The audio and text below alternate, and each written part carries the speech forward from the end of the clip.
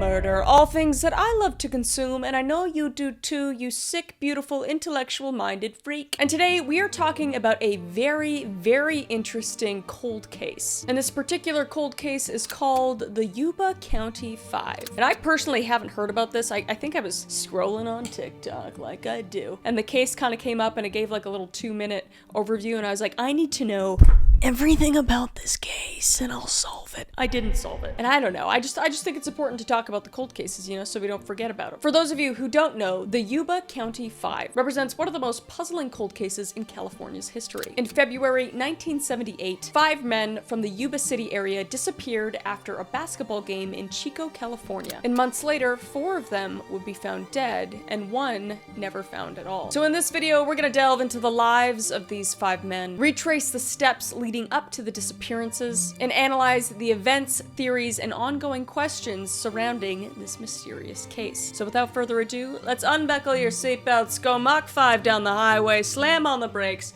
and bust through this windshield into this crazy cold case together.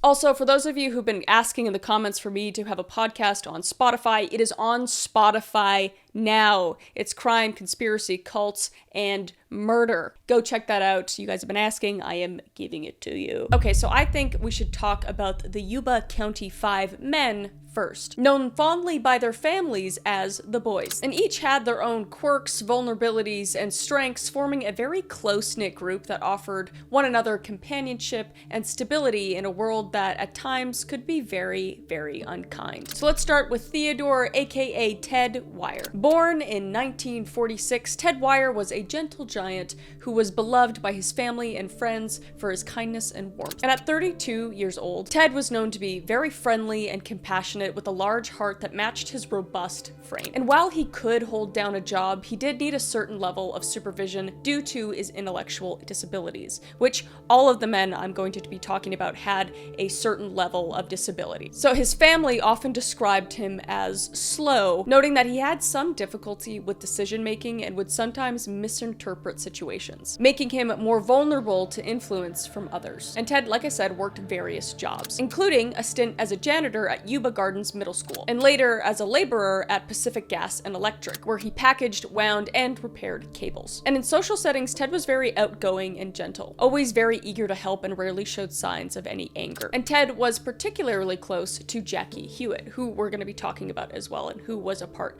of the Yuba County 5. And this friendship was one of mutual protection and companionship, with Ted often looking out for Jackie. Ted was also known to walk significant distances despite having a poor sense of direction and deep-seated fear of the dark. He would actually regularly walk the 7 miles to Bill Sterling's house in Yuba City, showcasing his endurance and his fondness for his friends. So Ted had a very simple but very full life, including a budding romantic relationship with a woman he likely met at the Gateway Projects, a non-profit organization for adults with disabilities where he worked alongside his 4 friends, which we'll talk about that a little bit more, so stay tuned for that, because that situation's a little weird. But his life was enriched by these relationships, and he relied on them for stability and support. And that brings us to the next man, which is Jack, aka Doc Madruga. So Jack Madruga was born in 1947 to a family of Portuguese descent, and was affectionately called Doc by family members, who lovingly referred to his habit of quoting Bugs Bunny famous lines, "What's up, Doc?" And Jack, who was 30, was a deeply private individual, a very introverted man who valued his independence and was known to take very good care of his treasured possessions, especially his 1969 Mercury Montego. Montego, hopefully I'm saying that right. And despite a below average IQ, Jack was never formally diagnosed with an intellectual disability, which was very common at the time. People would often refer to people who seemed to present with a intellectual disability as just slow. Oh, he's just slow, or he's just not that smart. There was often times where people went undiagnosed because it wasn't very common at the time. But he would graduate from high school and he would serve as a truck driver in the army. And he would spend 2 years stationed in Germany before being discharged in 1968. And his military experience probably contributed to his self-reliance and strong sense of personal responsibility. And he would later work as a busboy at Sunsweet Growers, a local business where he collaborated with Bill Sterling as part of their involvement in the Gateway Project. Mentioning it again. Are you keeping up? Keep up. And Jack's car was his pride and joy, like I said. He was fiercely protective of it, and he would rarely let anybody else drive it. And his attention to detail extended to his finances, which he managed with care, ensuring he remained financially independent while living with his mother, Melba. And she would often describe him as intelligent and fun-loving. But his loyalty was unquestionable. His closest friend, Bill Sterling, was a constant presence in Jack's life. So Jack's sense of duty to his friends, his family, and his car would ultimately make his decision to drive into the forest on that February night all more perplexing. And this brings us to his best friend, William/Bill Sterling. So at 29, Bill Sterling was a deeply religious man, driven by his faith to help others. Known for his very gentle and empathetic nature, he regularly volunteered at local hospitals, reading Bible passages to patients. And he was a member to several local churches, and he belonged to a Californian Christian singles and social group for single individuals. And though his family isn't sure if he was involved in any romantic relationships, Bill's social world revolved around his faith and his friends. And Bill had been diagnosed with an intellectual disability, likely falling on the autism spectrum, which made him somewhat naive but intensely kind-hearted. And his time at the Gateway Projects was both a social outlet and a professional anchor for him, allowing him to work and interact with his friends in a structured and very supportive environment. And Bill had also spent time in 2 mental health institutions between the ages of 8 and 19, reportedly due to hyperactivity that occasionally led to confrontational situations. However, these experiences seemed to strengthen his resolve to spread kindness, and he would become known for his very tender-hearted personality. And he and Jack Madruga were particularly close and often engaged in physical activities together, including bowling. Bill was actually a member of the Pin Pickers, a local bowling team comprised of people with disabilities, where he was a very committed and very reliable player. So his steadfast nature and gentle disposition made him a very valued member both in his social and faith communities. And that brings us to our next man, Jackie Charles Hewitt. So at just 24 years old, Jackie would be the youngest of the group, and often the most shy and reserved. And his parents often described him as handicapped from birth, a term commonly used at the time, but a term we do not use anymore. So I'm just quoting what they said as parents. He also suffered from asthma and was reportedly the most intellectually challenged member of the group as well. Although his family did believe that he functioned well within the safe bounds of his home and familiar friends. And Jackie lived with a very large family, including his parents, his siblings, and his grandparents, who provided him with protective and a very nurturing environment. But his shyness was often very visible, marked by a speech impediment and a lisp that just made him less inclined to speak in public or in large groups. And he couldn't read or write either, and he had never spent a night away from home at this point. So his family support was really crucial to his sense of stability and self-confidence. And Jackie's closest companion was Ted Wire, and their relationship was one of mutual dependence and protection, with Ted often looking out for Jackie. Despite his shy nature, Jackie was athletic, and he enjoyed hunting, fishing, and riding his motorbike. Although he did not have a license, he was a capable driver and relied off his friends for guidance and companionship. And his role in the group was somewhat as the heart of the group, the quiet friend who, despite the shyness, brought warmth and humor to their gatherings. Which brings us to our last man, which is Gary Dale Matthias. Gary Matthias, who was 25, was the most enigmatic and complicated member of the group. Unlike his friends, whose intellectual challenges were developmental, Gary's struggles were rooted in severe mental illness. Diagnosed with schizophrenia while in the army, he was discharged after a series of psychotic episodes. And his condition, although managed by medication, often led to unpredictable behavior. And Gary did take several medications, including stelazine and cogentin? I'm stupid. I don't know. He took multiple medications. And these medications would allow him to function. But even with his treatment, his family and friends were aware that he could exhibit erratic behavior if his symptoms flared up or if he was to miss doses of his medication. But despite his challenges, Gary was seen as the leader of the group, displaying a certain charisma that the others gravitated towards. And his high school years were marked by his athletic achievements and his wide social circle that extended beyond his friends at gateway projects. Gary's life was complicated, though, by a series of troubling incidents, and some of which had legal implications. He had been involved in altercations and even faced with charges of battery and assault. And he had twice escaped from psychiatric facilities, once walking over 130 miles from a Veterans Administration hospital back to his hometown. That's a really long way. So the combination of his mental illness, his high intelligence, and complex past made him pivotal and somewhat of a mysterious figure in the group. But these 5 men, each with their own very distinct personality, formed a very tight-knit group that were brought together by the Gateway Projects program, the organization that provided them with a sense of belonging and purpose through shared activities, employment, and social interactions. And while each faced personal struggles, together they formed this protective circle that offered support and acceptance among themselves. And their deep bonds and just mutual trust made them like an inseparable group, just a group of insanely nice, kind-hearted, sweet, intelligent men. So let's get into the events of the night that they disappeared. February 24th, 1978 was a day of excitement for the 5 friends from Yuba City. For these men, Gary Matthias, Jack Madruga, Ted Wire, Jackie Hewitt, and Bill Sterling, basketball was a shared passion and a point of pride. The men, all high-functioning despite their disabilities, were planning on gearing up for the Special Olympics tournament scheduled for the following day. And the reward for winning was a trip to Disneyland, a trip none of them would have missed willingly. Yet before the tournament, they had one final night to see their favorite college team, the UC Davis Aggies, play against the Chico State Wildcats. Sorry if I said Aggies wrong. Aggies?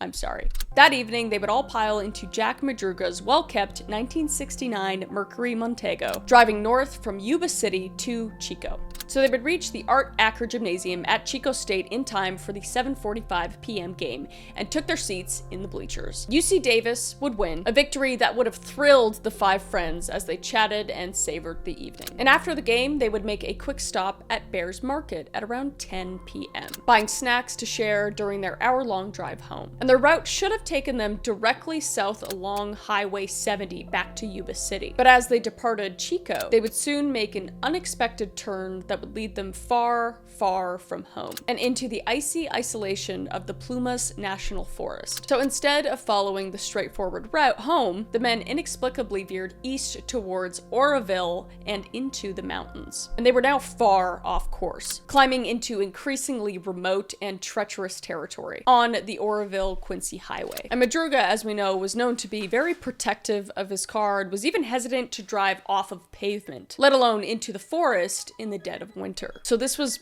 very strange behavior. So investigators would later speculate that something unusual must have happened that compelled him to continue down the unmarked mountain road, eventually reaching an elevation of 4,400 feet. But somewhere else, around 11 p.m. that night, another car, a Volkswagen Beetle, was stranded along the same rugged road. Its driver, Joseph Shones, trapped in a harrowing situation. While attempting to push his car out of the snow, Shones would suffer a mild heart attack. And stranded, he would just lay weakened in his own car, struggling through the freezing night. And at one point, he would claim to see a set of 2 headlights approaching, one from a car and one from a pickup truck. And desperate, he tried signaling for help from these lights that he saw and people that he heard, but the lights would abruptly go off, and the voices would fall silent soon after. And as dawn approached, he managed to walk 8 miles to a nearby lodge to seek medical help. And on his way, he noticed Madruga's Mercury Montego parked on the road. It was empty when he saw it, and he assumed whoever had left it there had found their way back down the mountain. And Shones' account was chilling but clouded by doubts, and his reputation for dishonesty and drinking raised questions as well in the reliability of this testimony, but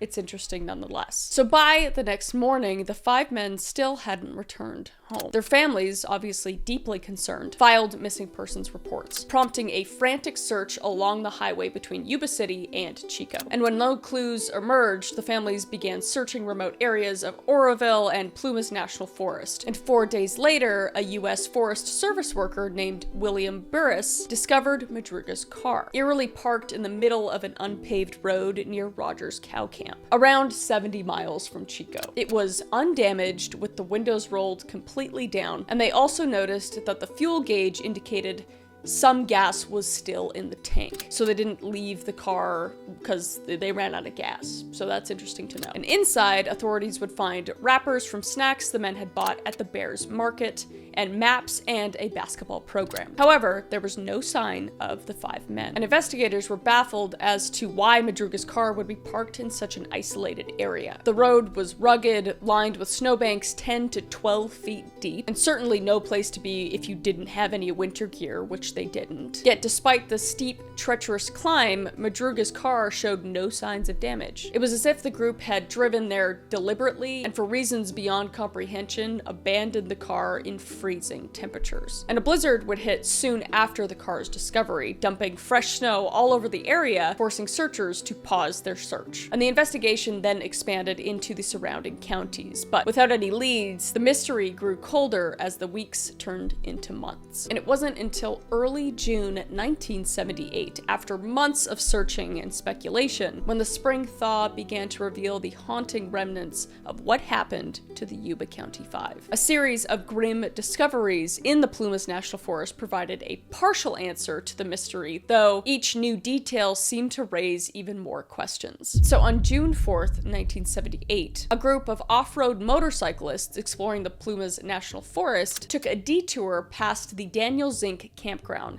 located about 19 miles from the location where Jack Madruga's Mercury Montego had been abandoned. And as they navigated through the campground, the group spotted a trailer used by the U.S. Force during fire season. But what drew their attention, however, was the overpowering stench emanating from inside. A smell unmistakable, linked to decomposition. So peering inside through a broken window, the motorists could see a body lying on a bunk bed. And disturbed by the sight, they promptly reported their discovery to local authorities, who arrived to investigate. And inside the trailer, they found the body of Ted Wire lying on a lower bunk. And his body was completely emaciated, wrapped meticulously in 8 layers of bed sheets that covered him up all the way to his chin. And his feet were severely frostbitten and gangrenous, and this just revealed the extent he suffered in the cold. And Wire had reportedly lost near 100 pounds by the time of his death. And the presence of his long, unkept beard suggested that he had survived possibly as long as 2 months after their initial disappearance in February. And an autopsy would later reveal that he died of hypothermia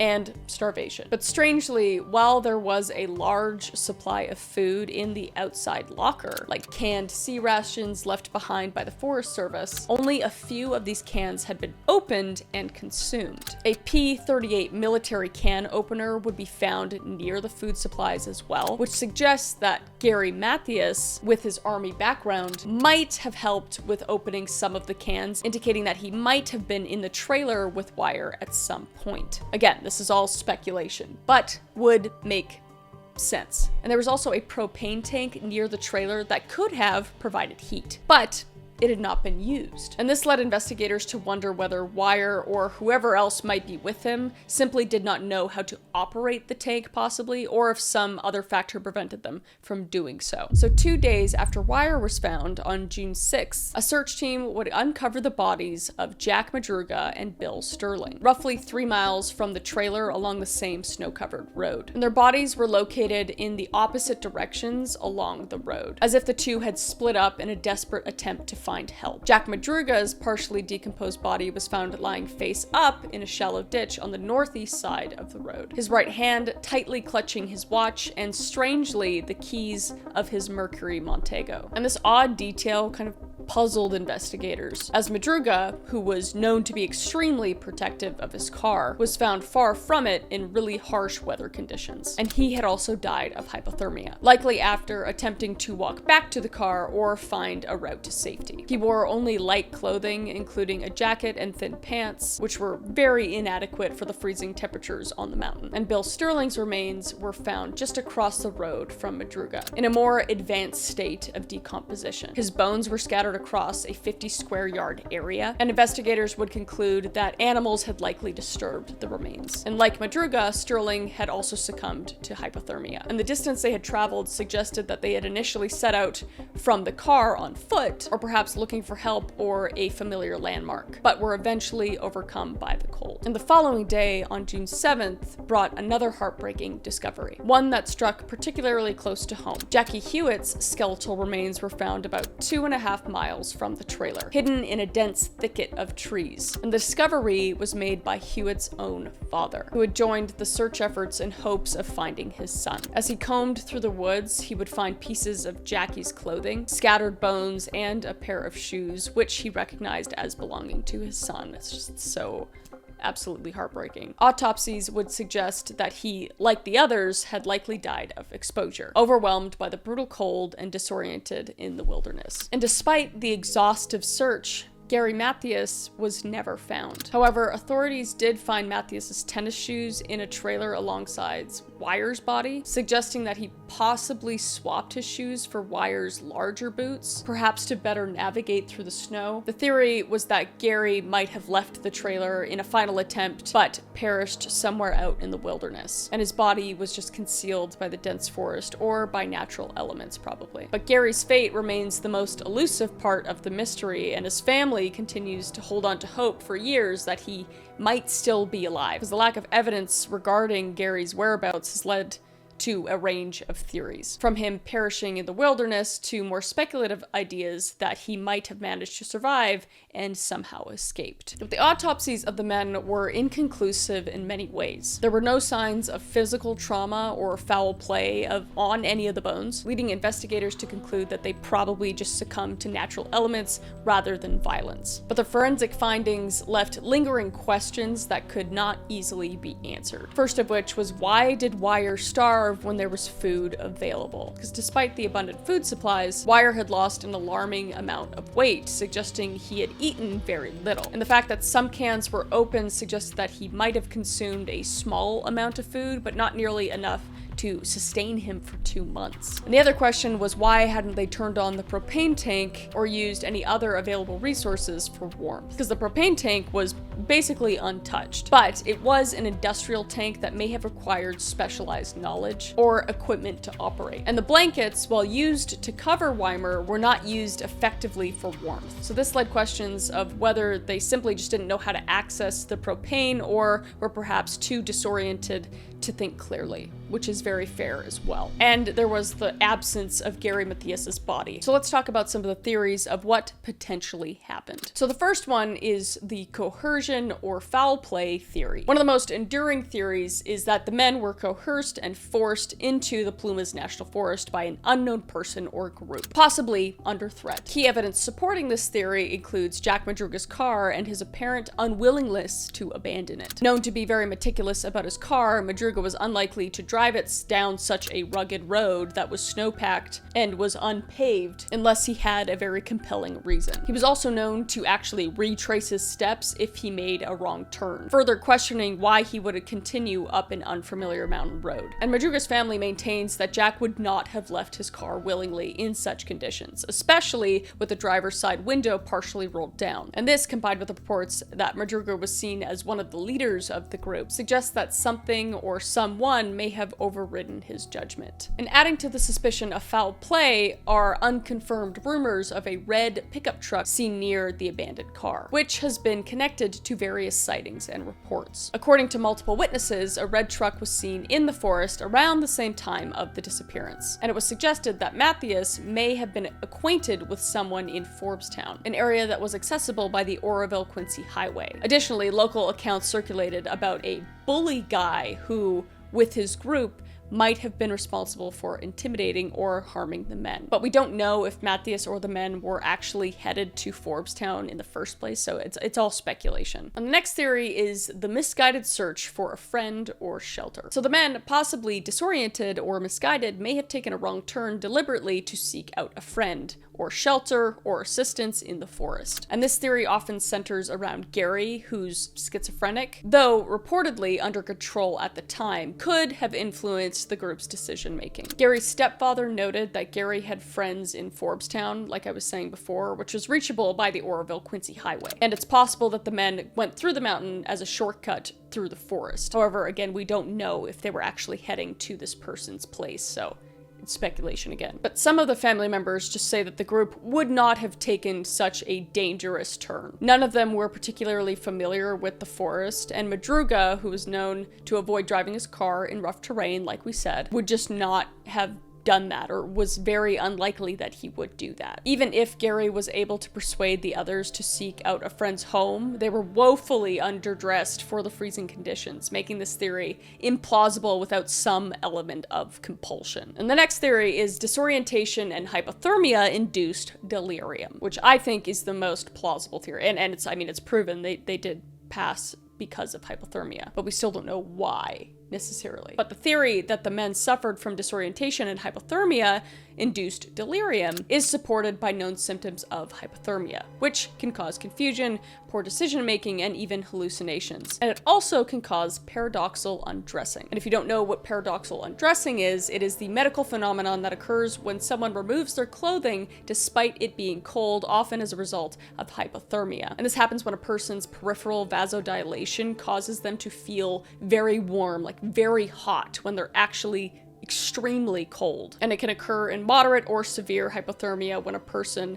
may also become confused or disoriented or even combative. So they feel so hot that they feel like they need to take off their clothes and rid themselves of layers, which in turn just makes them even colder in actuality and makes them perish of hypothermia. And this theory suggests that after abandoning the car, the men attempted to find shelter and ended up wandering deeper and deeper into the forest until ultimately succumbing to the elements. And Ted Wire specifically, who survived the longest out of the 5 or 4 that we know of, may have experienced severe disorientation and impairment, leading to his eventual starvation despite the availability of food in the trailer. And however this theory explains the physical toll on the men, it doesn't fully account for why they were in the forest in the first place. But it would explain the delirium and possibly why they left the car in the first place and ended up at the trailer and then left the trailer. It does come into play in most of those scenarios. And the next theory is schizophrenia and the Gary Matthias theory. So Gary's history of mental illness challenges, particularly his schizophrenia, has prompted theories that he played a central role in the group's disappearance. Though Matthias was reportedly stable at the time, some believe that he may have suffered an episode that influenced the group's actions. Accounts from Madruga's niece, Kathy, reveal that some of the men were allegedly wary of Gary, though they never openly expressed it to him. They kind of walked on eggshells around him sometimes. So if Matthias had suffered a psychotic break, he might have convinced or coerced the others to follow him into the forest, possibly in a paranoid attempt to flee an imagined threat. But since he was never found, this is simply a theory, leaving the mystery of his actions unsolved. Given the isolated small town setting, another theory speculates that the men may have inadvertently encountered someone with malicious intent, either during their time in Chico or on their way home. And this theory is supported by reports of a town bully, a group of local troublemakers who may have crossed paths with the men at Bears Market or along the road. And rumors did circulate that the men allegedly confessed to harming the Yuba County 5 during a church service. But these claims were never substantiated, and small town people love to spread rumors. And according to Out of Bounds, a red pickup truck was reported in the area at the night of the disappearance, but investigators just dismissed it completely. And the next theory is the Gateway Projects. Gateway enabled adults with developmental disabilities or mental health conditions to work, build skills, and transition from welfare dependency to employment. And for the Yuba County 5, Gateway was more than just work. It fostered friendships, a sense of belonging, and social stability. And the men really bonded through Gateway, working various jobs and forming the Gateway Gators, a basketball team that represented their shared interest and camaraderie. Yet Gateway Projects was not without its controversy. Following Sutherland's departure in 1972, the organization got a new director, Donald Garrett, and faced a troubling series of violent incidents, including arson attacks and his own unsolved murder in 1975. And these attacks believed to be linked to a figure dubbed the Weirdo the Fireball Freak. And although there's no direct evidence that these events influenced the Yuba County 5's disappearance, the tense environment of Garrett's mysterious death loomed over Gateway, likely affecting his trainees. But again, there was no evidence suggesting direct connections to the events surrounding the case, to Gateway. And after all of this happened, the news of the Yuba County 5's tragic deaths spread very quickly, capturing national media attention. Various newspapers and magazines ran stories exploring the mysterious circumstances, sometimes sensationalizing the events. The Washington Post, the Los Angeles Times, and the outlets delved into the unusual details, drawing comparisons to the similarly eerie and unsolved 1959 deaths of 9 Russian hikers in the Ural Mountains. And the families were very vocal of their dissatisfaction with the handling of the case, criticizing law enforcement for initial lack of urgency and accusing officials of not thoroughly investigating leads. Jack Madruga's parents even consulted a psychic who allegedly described details such as a red truck, but these accounts failed to yield concrete evidence. And public interest just intensified as more details emerged. The series of arson attacks at Gateway Projects, which had ceased just a few years before the disappearances, were highlighted in some media accounts as an unsettling backdrop to the case. And the mysterious murder of Donald Garrett, Gateway's former director, compounded public curiosity and led to some to speculate to the men's association with Gateway could have made them targets. Though, again, no link of the disappearances were ever established, so just a theory. But despite repeated attempts to piece together the events of the night, the case remains unsolved, unfortunately. And the Yuba County Sheriff's Office, along with other agencies, continued to investigate sporadic leads for years. And occasionally reports surfaced of people claiming to see Gary Matthias after his disappearance, including alleged sightings at a local bar and a hospital where his sister worked. However, none of these reports were substantiated. And the lack of forensic evidence, given that it was the 70s and it wasn't even a thing yet, combined with the severe decomposition of the bodies, made it very difficult to gather additional clues. And decades later, the mystery of the Yuba County 5 endures, sparking discussion in books, documentaries, and true crime forums, and YouTube channels. But this case remains a haunting reminder of the limitations of investigation, especially when environmental factors, possible mental health conditions, and human vulnerability intersect in such a remote and unforgiving location. This case has left a very lasting impression on those involved, with families continuing to search for answers. And even as this mystery seems destined to remain unsolved, I hope that one day it will be solved. And I hope that the families can gain some closure. But that is the Yuba County 5. If you guys have any theories or thoughts down below, I would love to see them. I love reading the comments, and if you have any other cases that you want me to go over, let me know down below. I think Dyatlov Pass would be really good, and any other cold cases or regular cases or paranormal anything, I would love to look over, so let me know down below. But until next time, I will see your beautiful face in the next video, and stay safe, okay? Bye!